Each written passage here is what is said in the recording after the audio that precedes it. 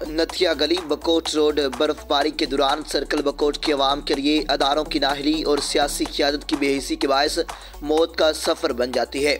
गुज़िश्ता दिन गलियात सर्कल बकोट के पहाड़ों पर तवील खुशकसाली के बाद शदीद बर्फबारी के बायस बंद बकोट नथिया गली रोड पर chairman village council Bakot Hasam Jamshed Abbasi ने अपने जानसार साथियों के हमरा मौका पर आकर रोड की सफाई और काम देखा। इससे मुतल्लिक़ अदारों की हौसला अफजाई और आवाम को भी हौसला मिलता है।